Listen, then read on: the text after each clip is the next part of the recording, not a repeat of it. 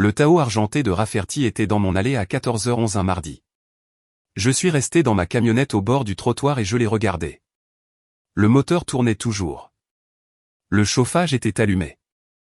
Dehors, un mois de février avait teinté le ciel de la couleur du vieux béton et les chaînes nues de Milaven Drive projetaient des ombres sur le capot de son camion comme des fissures dans quelque chose. J'ai coupé le moteur. Voici la chose. Je suis un homme qui compte. Ce n'est pas un trait de personnalité que j'ai choisi.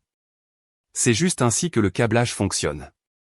Je compte les secondes entre les feux de circulation. Je compte les pas du parking au studio de diffusion. 47 si vous prenez les escaliers. Je compte les retraits d'argent sur le compte joint. Ceux qui ont commencé il y a 8 mois, $200 à la fois, les mardis et jeudis, aussi régulièrement qu'un remboursement de prêt immobilier. J'avais archivé ces chiffres. Non pas parce que je ne savais pas ce qu'ils signifiaient, mais parce que je n'étais pas encore prêt à agir en conséquence. Maintenant, le Tao de Rafferty était dans mon allée et j'étais prêt. Je suis entré par l'arrière. La clé a tourné silencieusement dans la serrure. J'avais huilé le mécanisme il y a 6 mois. Une de ces tâches d'entretien du samedi que Sloan avait qualifiée d'excessive. J'ai poussé la porte de 2 pouces, j'ai entendu la maison et je me suis arrêté. Le son venant de l'étage n'était pas ambigu. Je suis resté dans la cuisine pendant 11 secondes. Je les ai comptés. Le réfrigérateur bourdonnait. Le dessin de Cora était sur le frigo. 4 bonshommes allumettes et un chien que nous n'avions pas. Je l'ai regardé un instant. Puis j'ai reculé, j'ai refermé la porte sans bruit et j'ai marché jusqu'à ma camionnette. Je me suis assis au volant et j'ai fait l'arithmétique. 41 mardi, 41 jeudi. 11 mois si vous avez commencé en mars, ce que le premier retrait d'argent m'a dit qu'ils avaient fait. Rafferty, qui était assis à 1 mètre à ma gauche chaque jour d'émission et demandait comment allait Sloan à la fin de chaque émission. Le genre de question qu'un homme pose quand il connaît déjà la réponse et veut vous voir ne pas la connaître. Les reçus d'hôtel que je n'avais jamais trouvés parce que je n'avais pas cherché. Le parfum sur l'appui-tête du passager de cette camionnette. Doux et chimique, le genre que Sloan ne portait que lorsqu'elle allait quelque part où elle voulait être remarquée. Et j'avais conduit avec cette odeur pendant 8 mois en me disant que cela ne signifiait rien. 41 mardi, ai-je dit au volant. 41 jeudi, 11 mois. Je n'avais pas compté les bons scores. J'ai démarré de la bordure du trottoir. Je n'ai pas regardé la maison. L'émission de 18h s'est déroulée sans accroc. J'étais en cabine à 17h45, mes fiches triées, la console vérifiée, mon verre d'eau plein. Le producteur technique, un jeune homme silencieux nommé Ferry qui communiquait principalement par des gestes du pouce levé, m'a donné l'avertissement de 90 secondes et je me suis installé dans le fauteuil. Ressentant la compression familière qui survenait lorsque le voyant à l'antenne passait au rouge. Tout ce qui se trouvait à l'extérieur de la vitre devenait insignifiant. Tout ce qui se trouvait à l'intérieur de la vitre devenait précis. Rafferty est arrivé à 17h58, légèrement échevelé, les cheveux pas tout à fait en ordre. Il sentait le parfum de Sloan. Le genre doux et chimique, étrange sur un homme.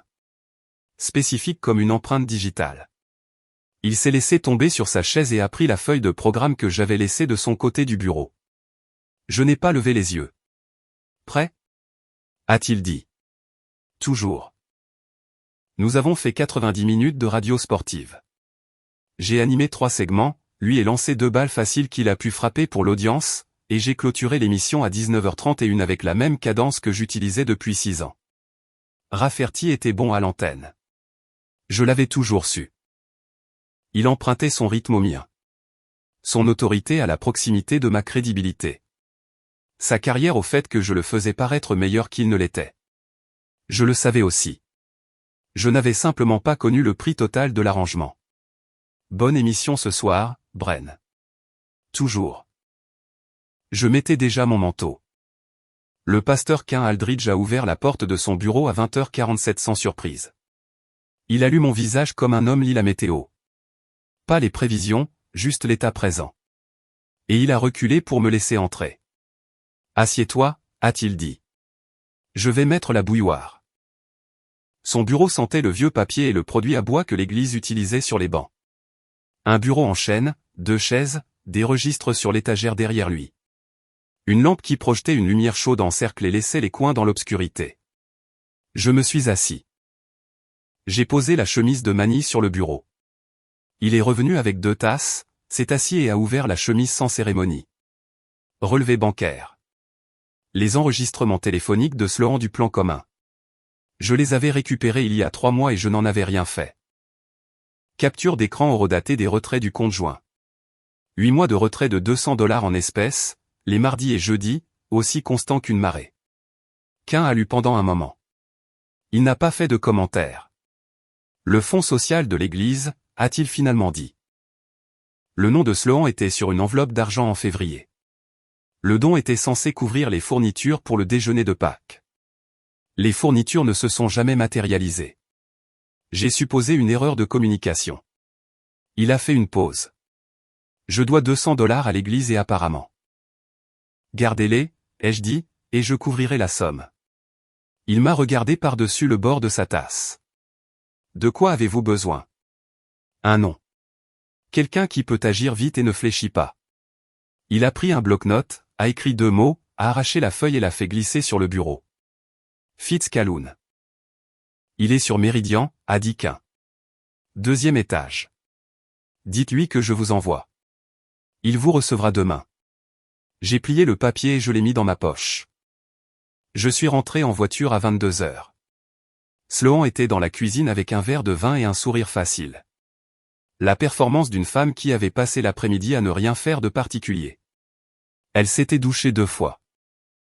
Je pouvais le dire à la légère humidité à la naissance de ses cheveux et au fait que le parfum doux et chimique avait disparu, remplacé par quelque chose de floral et de neutre.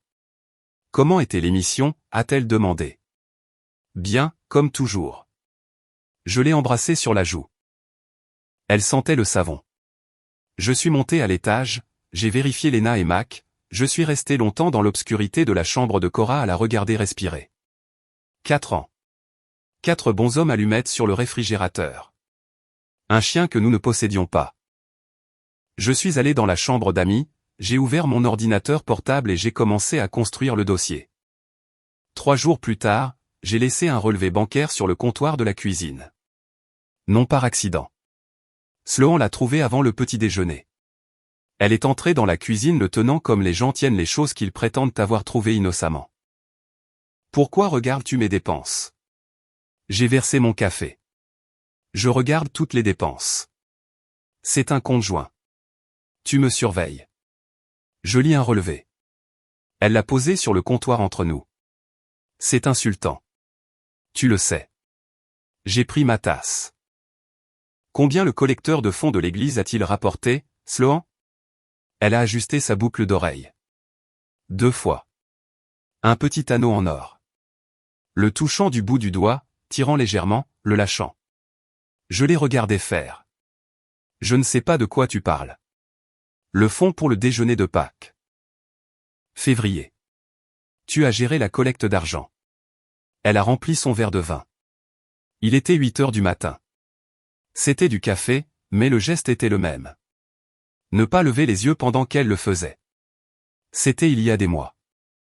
Je ne me souviens plus du chiffre exact. C'est bon, ai-je dit. Elle a jeté le relevé sur le comptoir et est partie. Je l'ai entendu dans les escaliers, puis la porte de la chambre, puis plus rien. J'ai pris le relevé, l'ai classé dans le dossier à l'étage. Le dossier contenait maintenant 47 pages. J'en avais besoin de 48. Je me suis rendu à la station le lendemain matin avec la voix de Rafferty dans mon oreillette et son Tao toujours visible dans mon rétroviseur, garé un pâté de maison plus loin, là où il pensait que je ne pouvais pas le voir. 11 mois. Il était assis à 1 mètre de moi chaque jour d'émission pendant 11 mois. Lisons mon script, empruntons ma cadence, dormons dans ma maison. Je me suis garé sur le parking de WSHUKRL et j'ai coupé le moteur. J'avais un dossier à la maison avec 47 pages. J'en avais besoin de 48. Le bureau de Fitz Calhoun se trouvait au 2e étage de l'immeuble Méridian. Une fenêtre donnant sur un parking, un bureau de la taille d'une porte posée à plat et une lampe qui diffusait de la lumière sans projeter d'ombre. Le genre d'éclairage fluorescent qui fait que tout semble également exposé. C'était un homme compact, 52 ans, avec le genre de calme qui vient après avoir passé 20 ans à lire des gens qui tentent de lui mentir. Il a lu le dossier pendant 4 minutes sans parler. Je me suis assis en face de lui et j'ai écouté l'immeuble. L'ascenseur au bout du couloir. Le téléphone de quelqu'un à travers le mur. Le léger tic-tac de la lampe au-dessus de nous. Fitz a fermé le dossier. Elle veut une pension alimentaire pour 3 enfants, a-t-il dit. Parlons de qui sont réellement ces enfants. J'ai déjà commandé les tests, dans 6 semaines. Quelque chose a changé dans son expression. Pas de la surprise, exactement. Plutôt un recalibrage. La façon dont un chirurgien regarde lorsque la radiographie montre quelque chose de plus propre que prévu. Il s'est penché en arrière. Depuis combien de temps construisez-vous cela? 3 mois. Depuis que j'ai récupéré les relevés téléphoniques. Et elle ne le sait pas. Elle pense que je suis un homme qui ne remarque rien. Fitz a de nouveau regardé le dossier. Ne touchez plus au compte. Ne déménagez pas. Ne lui dites pas un mot. Pas encore. Il a fait une pause. Voici pourquoi. Au moment où vous déménagez, elle dépose une demande de soutien temporaire d'urgence et le tribunal l'accorde en attendant l'audience. Vous devenez la source de revenus sans aucun levier. Vous restez dans la maison, vous restez dans le tableau. Vous continuez à accumuler la documentation. Nous déposerons le dossier en premier, selon notre calendrier, pas le sien. Compris. Il y a une deuxième chose.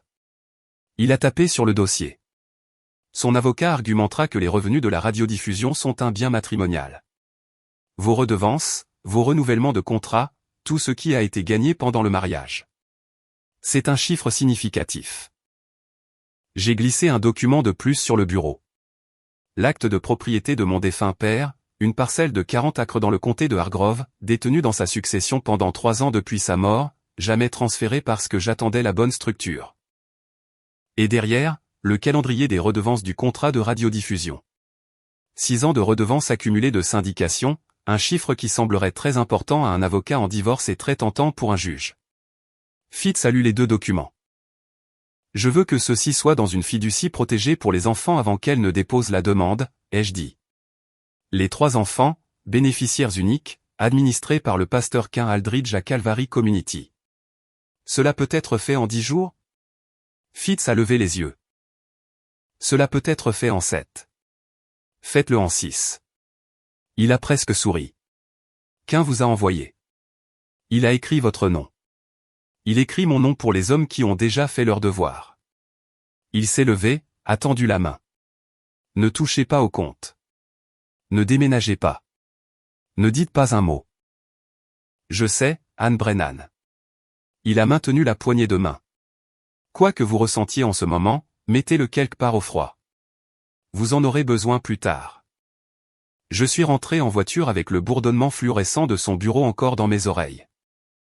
Dimanche matin, Dex Pruitt était sur son porche avec une tasse de café et un cahier à spirale sur la table d'appoint, usé par le crayon, les pages douces comme de la vieille peau à force d'être ouvertes et fermées par tous les temps. L'étui des jumelles était près de la porte, non caché, juste présent, comme les outils d'un homme à la retraite sont toujours présents. Dex avait 71 ans, ancien employé des postes, 32 ans sur la route de Milaven avant que ses genoux ne lâchent. Il connaissait chaque maison de cette rue mieux que les gens qui y vivaient ne se connaissaient eux-mêmes. J'ai remonté son allée. Dex, le Tao argenté. Il n'a pas demandé quel Tao. Il a pris le cahier, l'a ouvert à une page marquée et me l'a tendu. Chaque heure d'arrivée, chaque départ. Des dates remontant au 14 janvier, plutôt que je ne l'avais calculé, ce qui signifiait que les retraits d'argent avaient commencé avant les rendez-vous. Ce qui signifiait qu'il y avait eu une phase de planification que je n'avais pas prise en compte. Des numéros de plaques pour le Tao de Rafferty et 2 véhicules que je n'ai pas reconnus. Une Civic grise et un pick-up blanc. Tous 2 apparaissant les premiers mois avant que le schéma ne s'établisse les mardis et jeudis.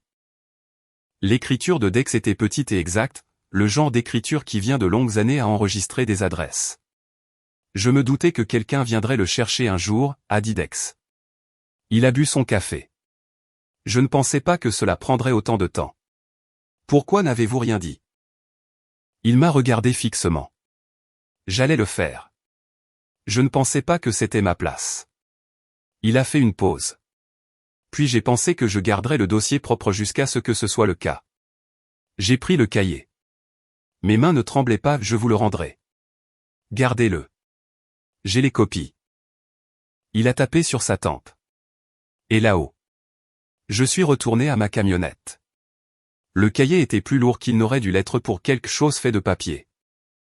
Hollis Weston était dans le parking de WKRL au niveau 2 à 7 heures du matin le mardi, chargeant des caisses de matériel dans une voiture de station. Je me suis garé, j'ai marché et je me suis arrêté à 6 pieds de lui. Il m'a vu arriver et s'est immobilisé d'une manière particulière, celle d'un homme qui attendait quelque chose de grave et qui a finalement cessé d'être surpris que cela arrive. Depuis combien de temps, Hollis ? Il a tenu 40 secondes. Ses yeux sont allés vers l'ascenseur, vers la rampe de sortie, vers la distance moyenne où il n'y avait rien d'utile. Puis il a sorti son téléphone avec des mains qui n'étaient pas tout à fait stables, a affiché des captures d'écran, a affiché un message vocal qu'il avait enregistré sur un appareil séparé. Ce qui signifiait qu'il avait su que ce jour pourrait venir et s'y était préparé à la manière du lâche, la manière qui protège le soi tout en prétendant protéger le secret. Sa voix s'est brisée sur le mot « désolé ». J'ai pris le téléphone, j'ai transféré les fichiers sur le mien, je le lui ai rendu. Je ne suis pas intéressé par vos excuses. Je suis intéressé par votre signature sur une déclaration de témoin. Hollis a pleuré, pas silencieusement, de toutes ses larmes, les épaules secouées, une main sur le visage. Son thermos de café a glissé du pare-choc du van où il l'avait équilibré et a heurté le béton. Le couvercle s'est détaché. Le café s'est répandu en une mare sombre sur le sol du garage. Il ne l'a pas ramassé. J'ai marché jusqu'à l'ascenseur sans le remercier. La chose cassée est restée cassée. L'assistante juridique de Fitz était une femme nommée Aura, au début de la quarantaine, avec l'efficacité de quelqu'un qui avait traité suffisamment de catastrophes d'autrui pour avoir perdu l'envie de simuler la sympathie. Elle m'a remis un paquet de formulaires dans la salle d'attente lors de ma deuxième visite. Il y a beaucoup de paperasse le premier mois, a-t-elle dit. Ensuite, ça se calme. Je n'ai rien contre la paperasse. Elle m'a regardé un instant. Je suis passé par là il y a 4 ans. Il m'a fallu un certain temps pour comprendre ce dont j'avais vraiment besoin. Elle a redressé le paquet dans mes mains. Une amie m'a orienté vers une application appelée Singletune. Pas pour des rencontres, du moins pas au début. L'évaluation des valeurs qu'elle m'a fait faire m'en a dit plus sur ce dont j'avais réellement besoin que 3 ans de thérapie. Vous répondez à des questions sur ce que vous croyez. Ce que vous avez survécu, ce sur quoi vous ne transigerez pas. Ensuite, elle vous montre qui correspond. Je lisais les documents de la fiducie. D'accord, ai-je dit. Mais le mot a atterri quelque part. Valeur. Ce sur quoi vous ne transigerez pas.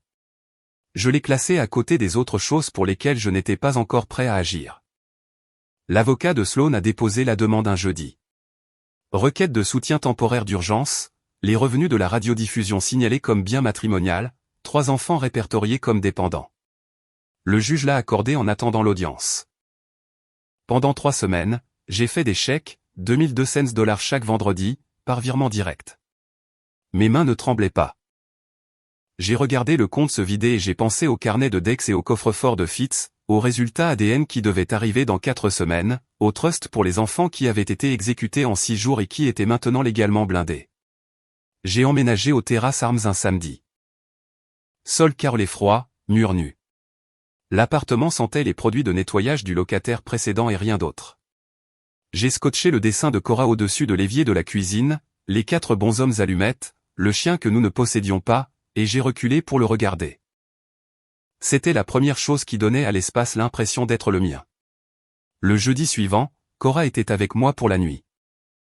Je calculais les chiffres de l'accord dans ma tête pendant qu'elle mangeait des céréales à la table de la cuisine, les chiffres que Fitz disait être raisonnables, les chiffres que l'avocat de Sloan contesterait, l'éventail des résultats qu'un homme rationnel pourrait accepter.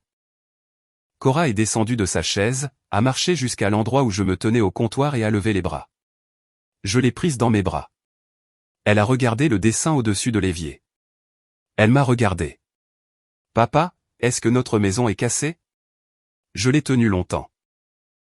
Elle sentait son shampoing, quelque chose aux fraises, le genre que Sloan achetait en vrac. J'ai pressé mon visage contre le sommet de sa tête et je suis resté là. Je l'ai couché à 20h30.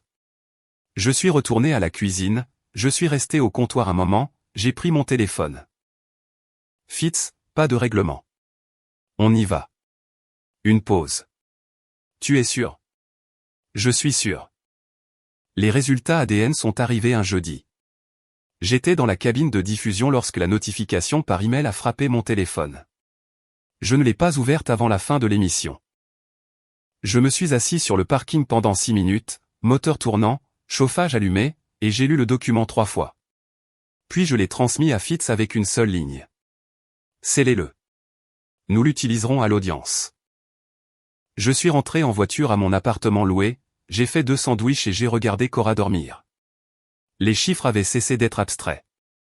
Sloan est entré dans le salon vert de WKRL à 7h12 un mercredi matin, se déplaçant avec la précision contrôlée d'une femme qui avait répété cela. Elle s'était coiffée. Elle portait le manteau gris, celui qu'elle mettait quand elle avait besoin de se sentir armée. Je mangeais une barre de céréales et lisais le programme du matin.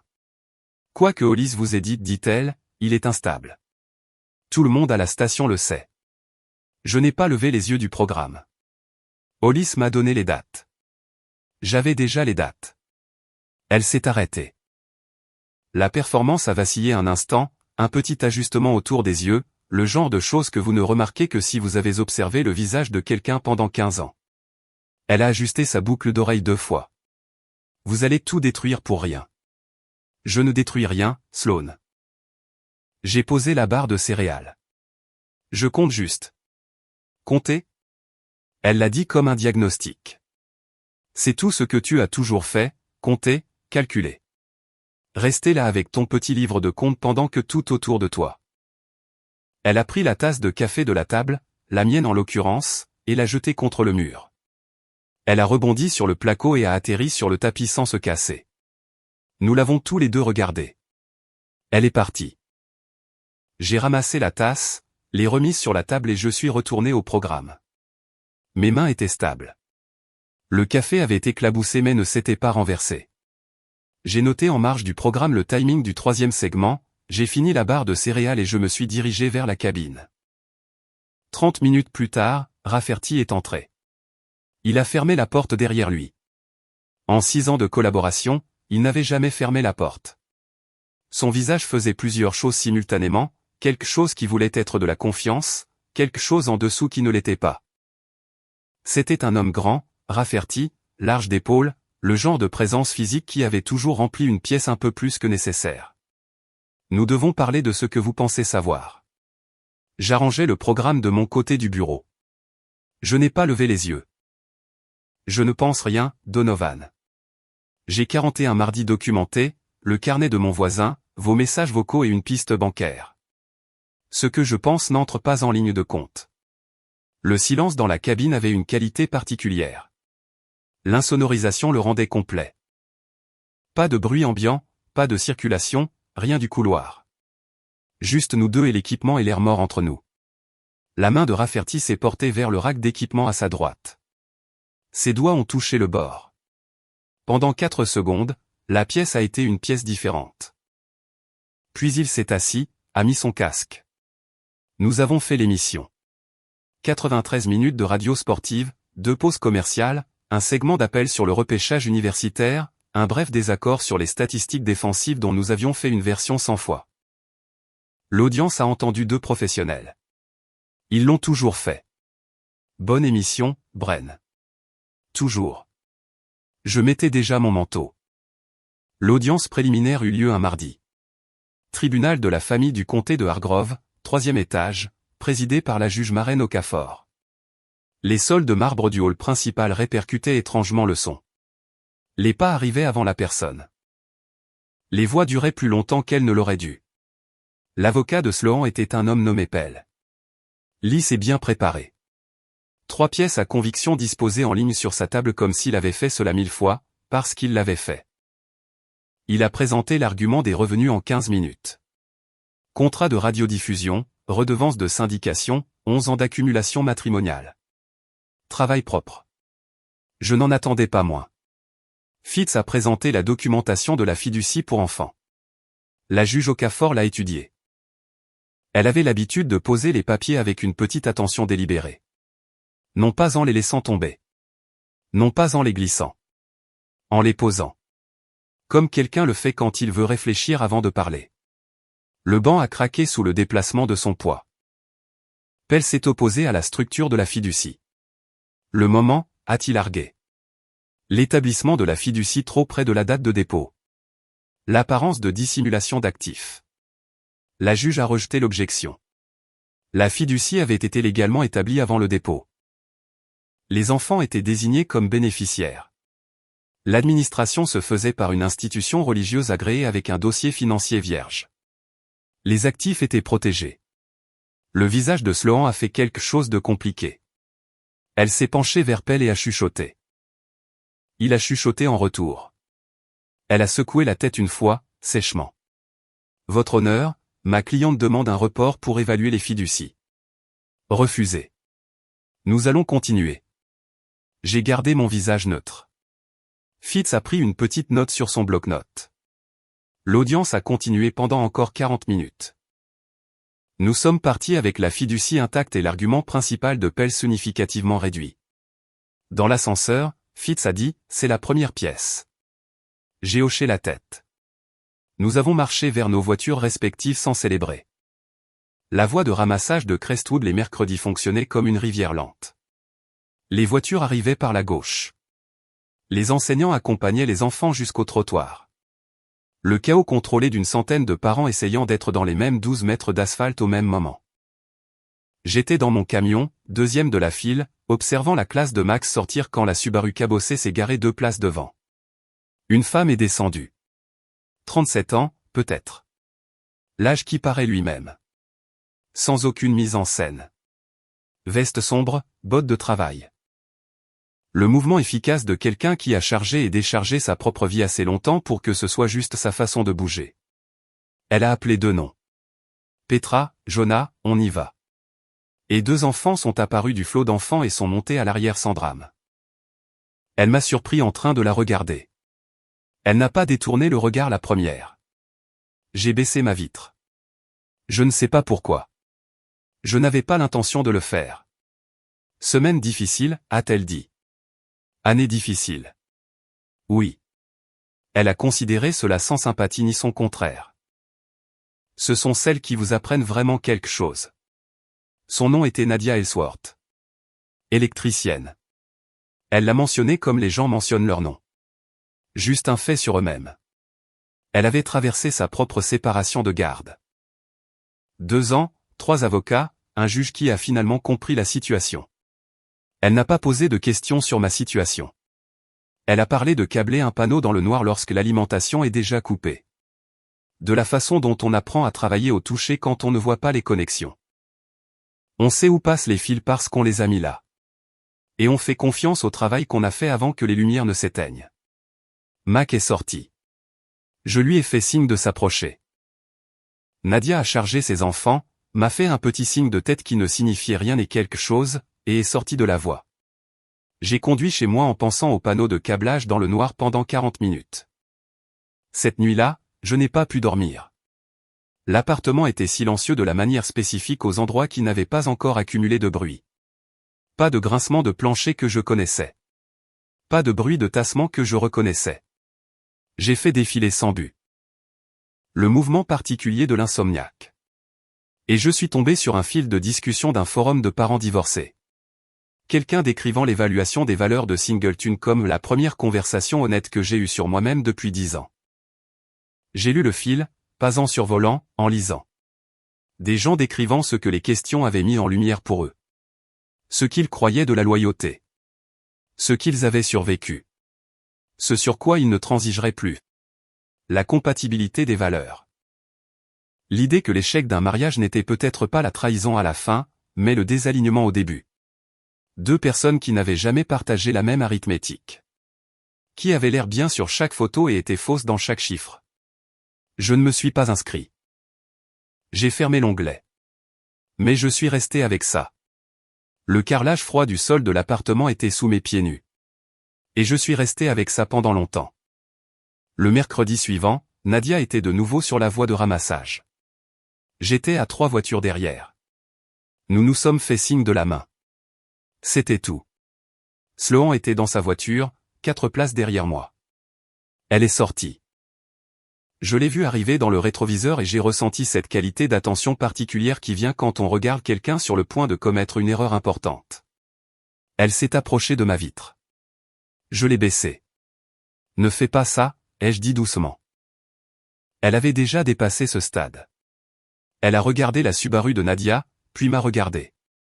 Sa voix était assez forte pour couvrir toute la voie de ramassage. Tu es sérieuse là? Défiler avec ta petite amie à l'école des enfants?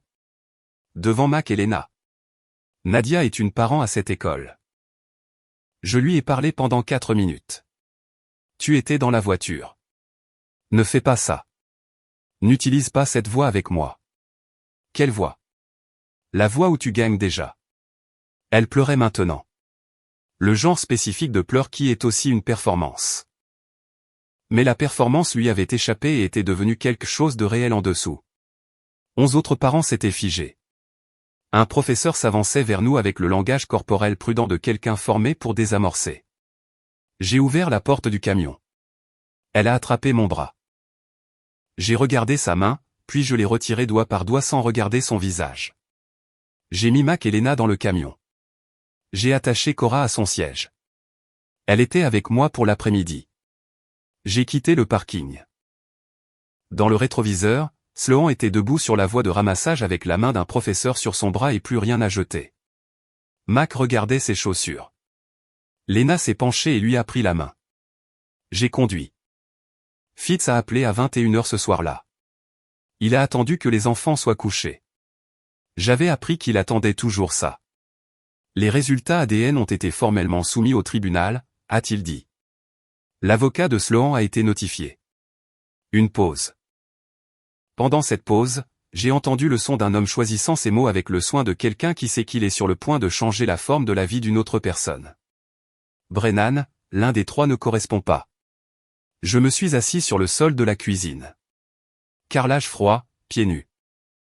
Je suis resté là longtemps, comptant les carreaux du plafond dans l'obscurité. J'ai appelé Fitz à 6h du matin. Lequel, a-t-il dit doucement. Cora.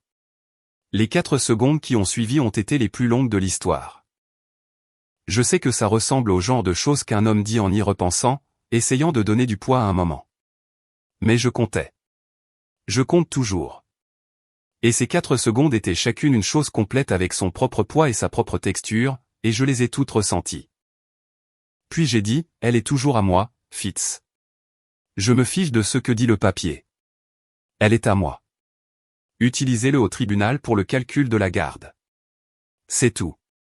Silence au bout du fil. Comprenez-vous ce que vous faites? Je protège 3 enfants. C'est tout le travail. Une autre pause. Fitz faisait ce travail depuis 25 ans, et je pouvais dire que cet appel en particulier était différent de la plupart d'entre eux. D'accord, a-t-il finalement dit. Usage judiciaire seulement. Usage judiciaire seulement. J'ai raccroché, fait du café, me suis tenu devant l'évier de la cuisine en regardant le dessin de Cora au-dessus.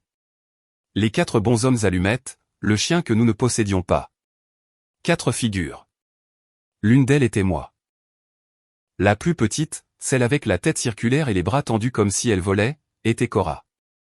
J'ai bu mon café et je ne me suis pas apitoyé sur mon sort. Il n'y avait pas le temps. La veille de l'audience, j'avais tout. L'adresse de Rafferty, son emploi du temps de diffusion, l'immatriculation de sa voiture, son email. Le dernier, gracieuseté de Hollis, qui avait apparemment tout sauvegardé avec la minutie d'un homme qui avait toujours soupçonné qu'il aurait besoin d'une porte de sortie. J'avais 2 mois d'enregistrement de la cabine tirée des archives de WKRL, auquel j'avais droit en tant qu'artiste sous contrat avec une clause de révision de performance. J'avais le message vocal de Hollis, propre et horodaté. La voix de Rafferty disant des choses qui mettraient fin à une carrière avant la première coupure publicitaire. J'ai écrit le script. Cela m'a pris 40 minutes. C'était le genre de pièce qui passerait à l'émission de 8h du matin et serait partagée avant midi. Le genre de chose qui trouve tous les recoins d'Internet avant le dîner parce qu'elle est spécifique et vraie. Et la vérité spécifique est toujours ce que les gens ne peuvent s'empêcher de s'envoyer. Je l'ai lu 2 fois. Puis je l'ai supprimé. Ce n'est pas la justice, ai-je dit à l'appartement vide. C'est juste du bruit. J'ai sauvegardé les enregistrements. J'ai étiqueté le fichier usage judiciaire seulement. Je suis resté avec l'étiquette un instant, sachant ce que cela signifiait. Que j'avais voulu l'arme, que je l'avais construite. Que le désir était réel et la construction était réelle et le choix de ne pas l'utiliser était aussi réel. Et que ces trois choses pouvaient être vraies simultanément sans s'annuler mutuellement. Je ne suis pas un homme propre. Je tiens à être clair à ce sujet. J'ai construit une arme conçue pour détruire la subsistance d'un homme, et je me suis senti bien en le faisant. La suppression était un choix, pas une absence de désir. Je me suis couché à minuit. Je n'ai pas bien dormi. Nadia a envoyé un SMS à 23h47. Tu es debout? Je me suis dit que tu pourrais l'être. J'ai regardé le téléphone un instant, puis oui. Audience demain. Matin, a-t-elle renvoyé. Ok. Puis, après une minute, câbler un panneau dans le noir. Tu sais où sont les connexions. Fais confiance au travail. Nous avons fini par parler pendant 1 heure. Pas de l'affaire. Elle n'a pas posé de questions et je n'ai rien offert. Elle a parlé de sa propre audience, il y a 2 ans, la nuit précédente.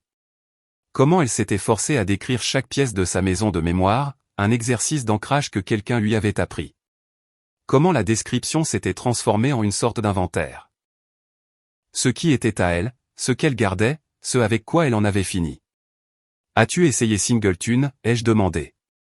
Je ne sais pas pourquoi je l'ai demandé à ce moment-là. Cela est venu d'une autre partie de la conversation. La partie qui avait couru en dessous. 6 mois après la finalisation du divorce, a-t-elle dit. Je n'étais pas prête avant ça. Une pause. L'évaluation des valeurs était la chose. Il vous pose des questions qu'aucun profil de rencontre ne pose jamais.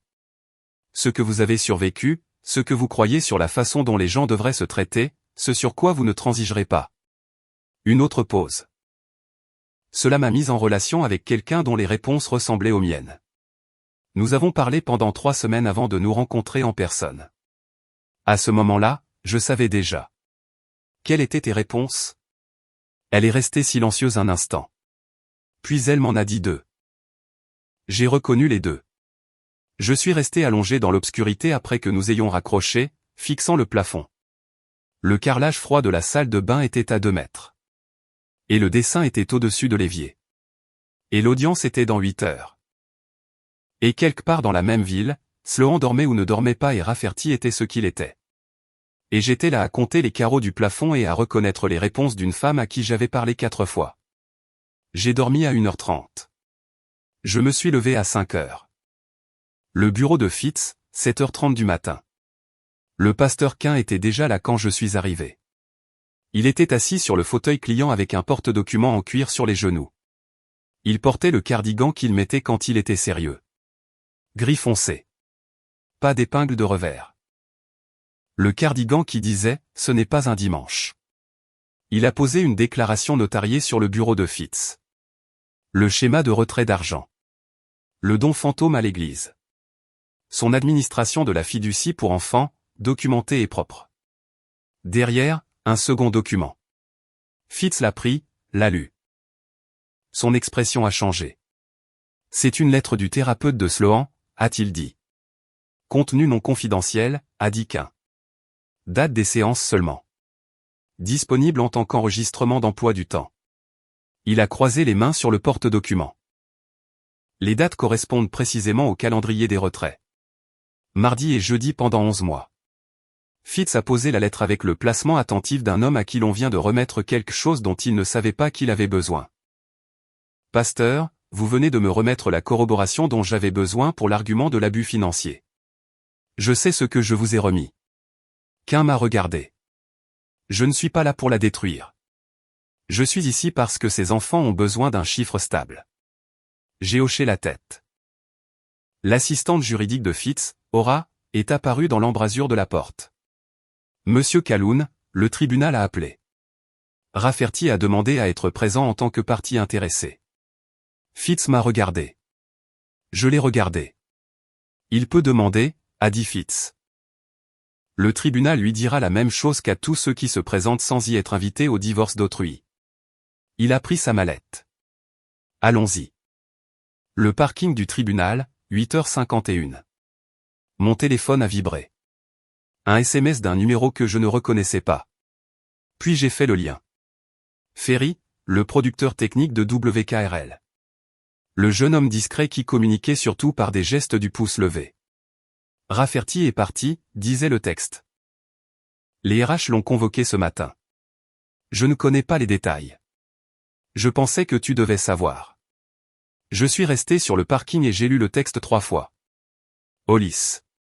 Ça devait être Hollis. L'homme était en plein effondrement depuis 2 semaines. Le genre d'effondrement qui se manifeste par de petites erreurs administratives catastrophiques.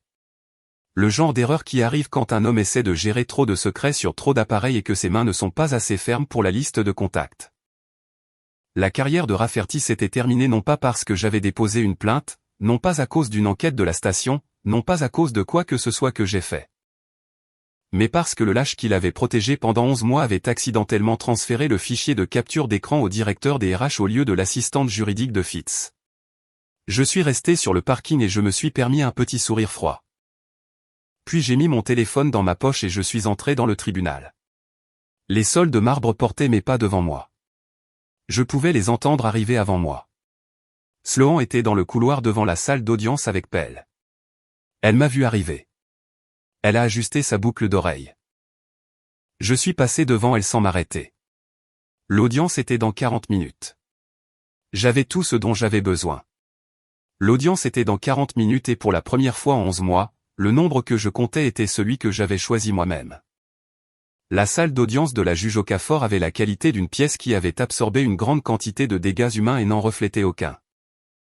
Les murs étaient d'un beige institutionnel, le banc était en bois sombre, les lumières fluorescentes au-dessus donnaient à tout la même illumination plate. Pas d'ombre, pas de pitié de l'architecture. Nous nous sommes assis. Pell a arrangé ses pièces à conviction. Fitz a arrangé les siennes.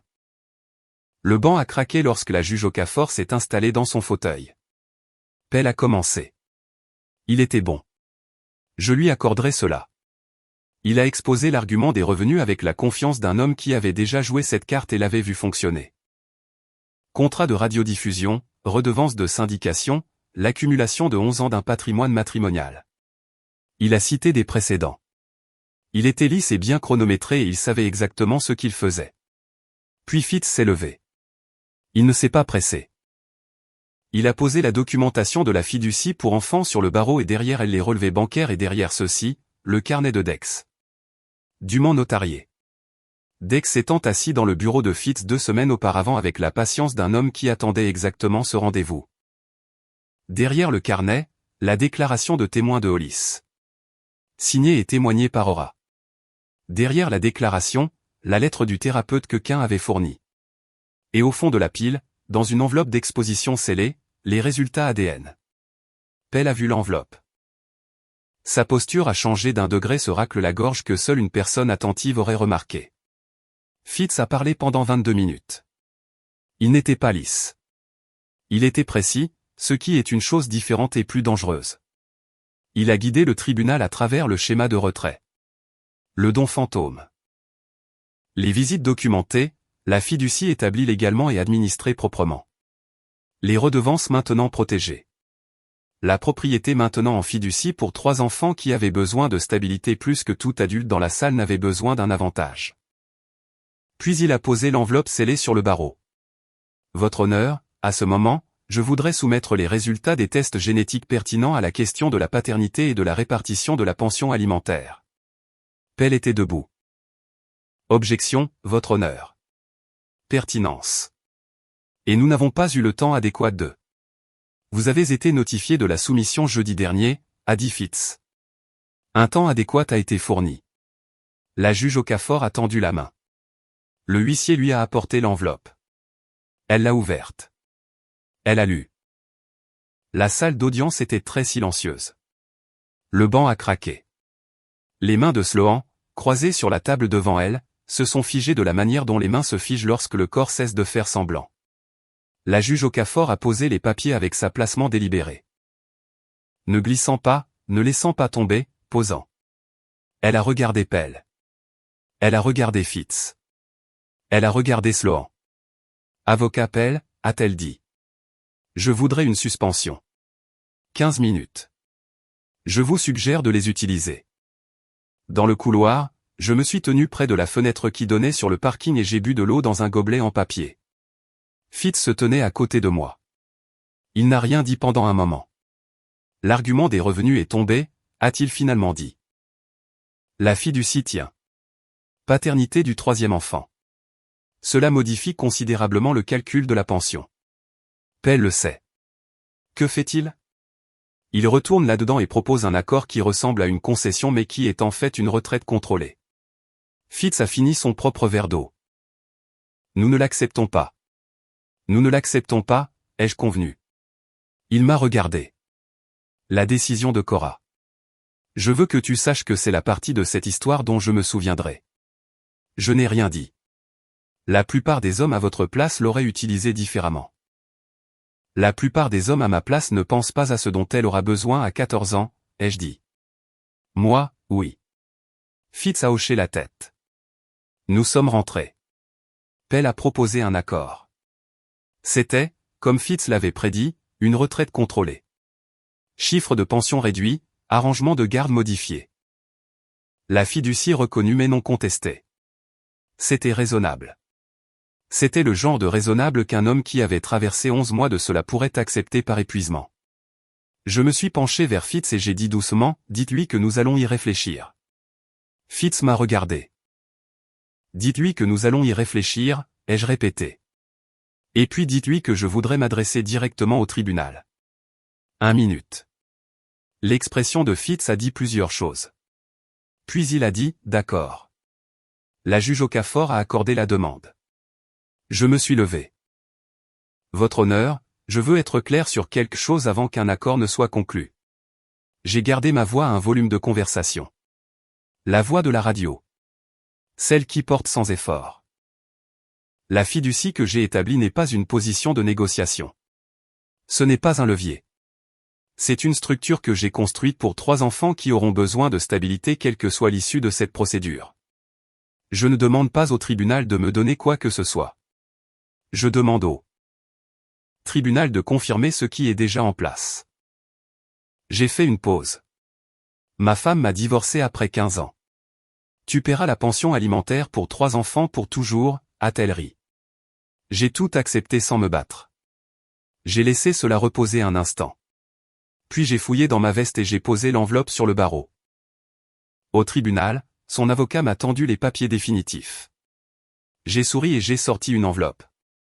Avant de signer, votre honneur, je voudrais soumettre des preuves. Je l'ai ouverte. Le visage de la juge Okafor était attentif et immobile. Les preuves sont déjà devant le tribunal, ai-je dit. Je ne demande rien au-delà de ce que la loi prévoit et de ce dont ces enfants ont besoin. C'est tout ce que j'ai. Je me suis assis. Le visage de Sloan avait pris la couleur du vieux béton.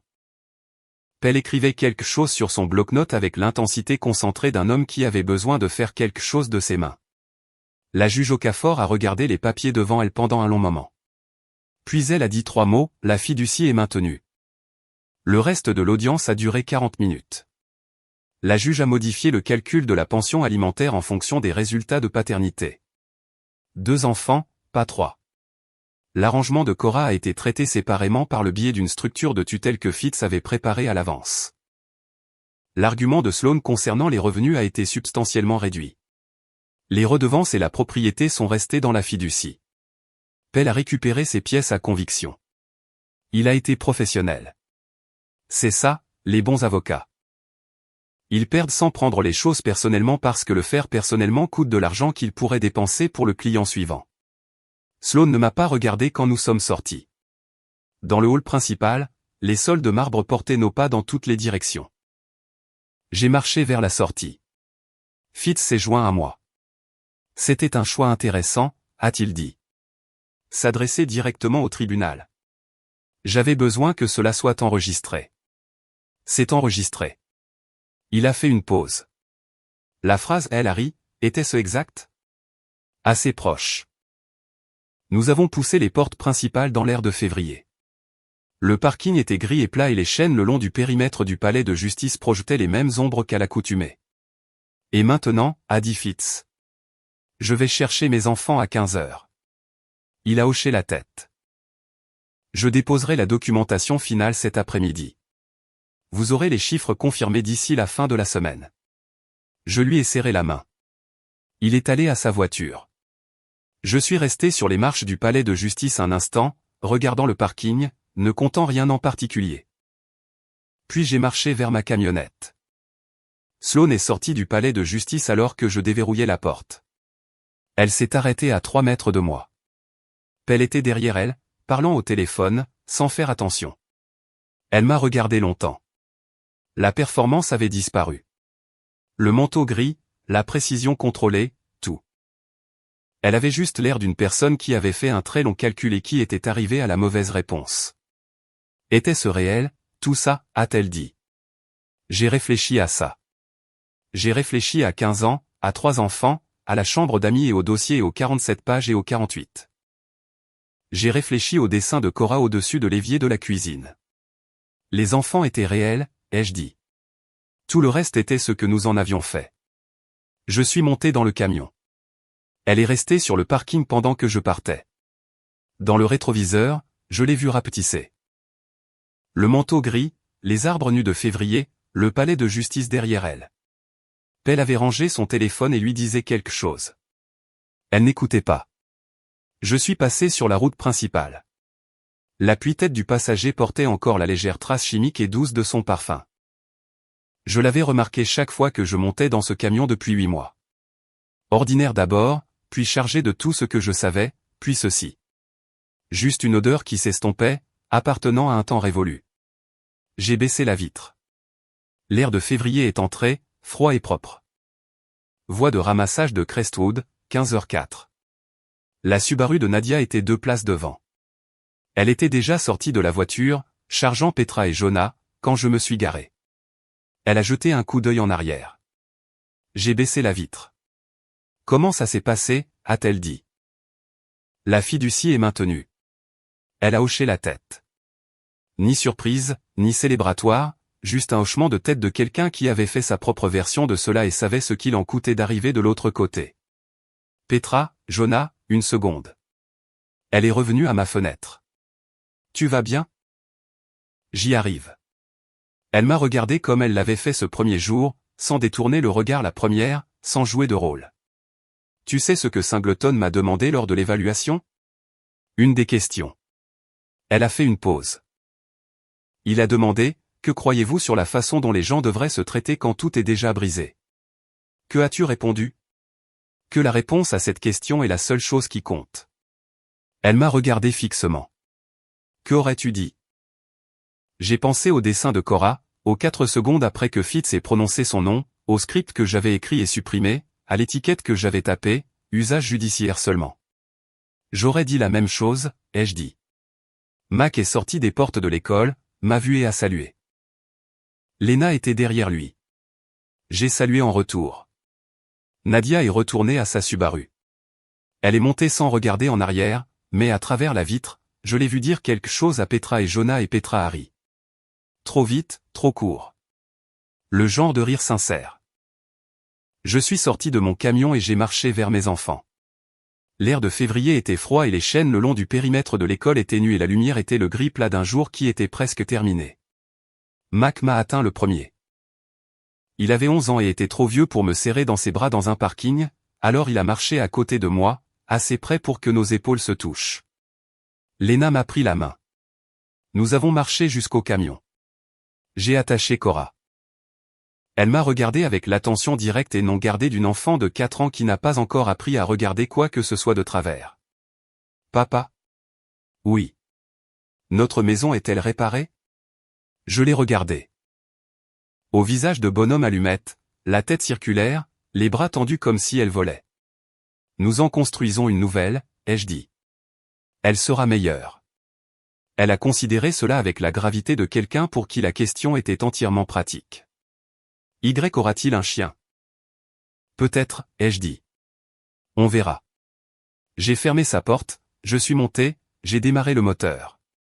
Dans le rétroviseur, l'école, les arbres nus, le parking se vidant. Personne debout dans une allée, personne ne me regardant partir. Juste la route devant et 3 enfants à l'arrière et l'air froid et propre entrant par la vitre que j'avais laissée entr'ouverte. J'ai mis le camion en marche.